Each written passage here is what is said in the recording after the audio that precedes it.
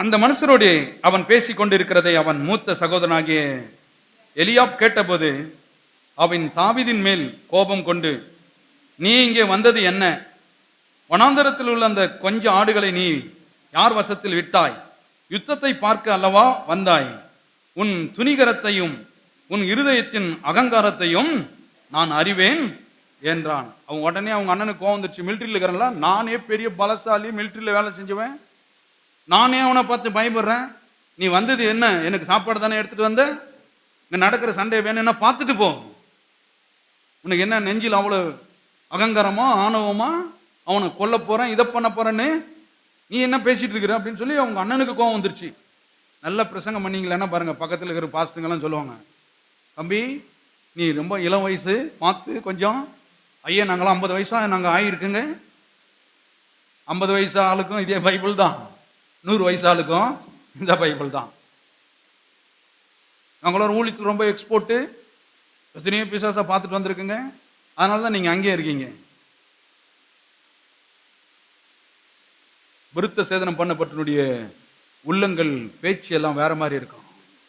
அவங்க அண்ணன் பாருங்க, இராணுவத்தில் இருக்கிறவன் பயப்படுறான், படிச்சுவன் பயப்படுறான். ஆனால் கவனிங்க, இன்னைக்கு படிச்சுவன் கோலத்தனமா இருக்கிறான், எல்லாமே கோலத்தனமா தான் இருக்கிறாங்க. அதனால தான் சொல்றாரு, கவனிங்க, இந்த உலக மனிதர்களைப் போல நான் உங்களை பழக்குவிக்கவில்லை, குதிரை யுத்த நாளைக்கு ஆயத்தமாகிறது போல. கவனிங்க, நான் உங்களை யுத்த நாளுக்காக என்ன பண்ணியிருக்கிறேன்? வார்த்தையில டெய்லியும் பழக்கி வச்சுட்டு இருக்கிறேன். நீ சேனைக்குள்ளும் பாய்வேன், மதிலையும் தாண்டுவேன், ஏன்னா என் வார்த்தை உன்னை உள்ள புஷ் பண்ணிட்டே இருக்கும், விடாத. அவங்க அண்ணன் கண்டிக்கிறான் இவனவ. கண்டிச்சுட்டு கவனிங்க 29, அதற்கு தாவீது, நான் இப்பொழுது செய்தது என்ன?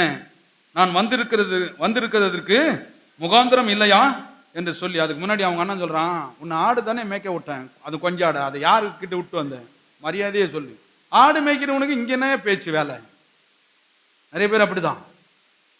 பாஸ்டருக்கெல்லாம் தெரியுமா இதெல்லாம்? படிச்சவனுக்கு தான் தெரியும் இதெல்லாம். ஆடு மேய்க்கிறதும் மனிதனை மேய்க்கிறதும் ஒன்னே தான். அதை கூட மேய்ச்சிடலாம், இதை மேய்க்கிறது பெரிய கஷ்டம்தான். நிறைய பேர் அப்படிதான் சொல்றது, எல்லாத்துக்கும் பாஸ்டர் வந்துருவாரு, பாஸ்டருக்கு தெரியுமா?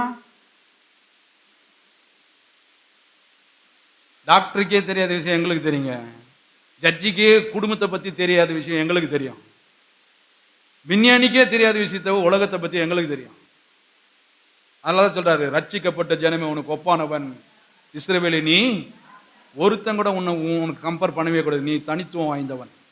அதனால தான் யாரு கூட வச்சு கம்பேரே பண்றதில்ல. ஏன்னா நான் மற்றவனை தூக்கி பேசுறதெல்லாம் கிடையாது. மேன்மை பாராட்டுகிறவன் ஒருவரை குறித்து, அவர் பேரு இயேசு. கரங்களை தட்டி தேவனை. என் வாழ்க்கையில வேற எதுக்குமே நான் பெருசா நான் பேசுனதே கிடையாது. இதுதான் என்ன வாழ வச்சு, அதான் என்ன இப்படி ஆச்சு, விடுதலை. ஒரே ஒருவர் தான் இந்த உலகத்திற்கு, ஒரே ஒரு ராஜா, அவர் இயேசு. அவரை அன்றி இந்த உலகத்தில் வேற ஒன்றும் செயல்படாது. இதெல்லாம் விளையாட்டான ஒரு விஷயமே கிடையாது இல்லையா?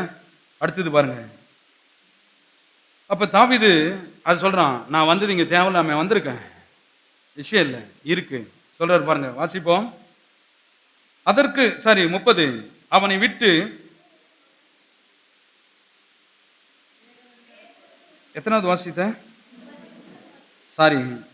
30. அவனை விட்டு வேறொருடத்தில் திரும்பி அந்த பிரகாரமாகவே கேட்டான். ஜனங்கள் முன்போல உத்தரவு சொன்னார்கள். 31, தாவீது சொன்ன வார்த்தைகளை அவர்கள் கேட்டு அதை சவுலின் சமூகத்தில் அறிவித்தார்கள். அப்பொழுது அவன் அவனை அழைப்பித்தான். ராஜாவே, யாருன்னு தெரியல, ஒரு சின்ன பையன், நான் உன்னை கொன்றுவான்னு சொல்றான் அப்படின்னு. ராஜாவுக்கு பயந்தங்குள்ள ராஜாவுக்கு அதிர்ச்சி. யார் யாவன்? இராணுவத்தினாலே முடியாதுன்னு சொல்றான், போலீஸ்னாலே முடியாதுன்னு சொல்லிட்டான், யாரோ ஒருத்தன் இருக்கிறானே, அப்ப அவனை கூட்டுன்னு வா அப்படின்னு. அத நான் சொல்றேன், இப்பேற்பட்ட எண்ணம் உடையவர்களாய் இருந்தால் தேவன் ஆளை அனுப்பி உங்களை ஜனங்களை வாழ வைக்க அழைப்பிப்பார். எத்தனை பேர் விசுவாசிக்கிறீர்கள்? உள்ளம் அப்படி இருக்கணும். என் ஜனங்களை கொல்ற பிசாசை அழிக்கணும், என் ஜனங்களை கொடுமைப்படுத்துற பிசாசை, கடன் பிரச்சனையை மேற்கொள்ளக்கூடிய தைரியத்தை ஜனங்களுக்குள்ள கொடுத்து அதை இல்லாம ஆக்குறதுக்கு தான் தேவன் நம்மளை அனுப்பியிருக்கிறார். விளையாட்டான விஷயம் கிடையாது. ஊழியக்காரன் வந்து, நான் ஜெபித்து பார்த்தம்மா, அவன் பெரிய பிசாசா தெரியுறான். நிறைய ஊழியக்காரன் அப்படிதான். நான் ஜெபித்து பார்த்தேன், எரிகோ கோட்டை அவருடைய யோசனையில் இடிந்து தரமட்டமாய் ஆகுவதை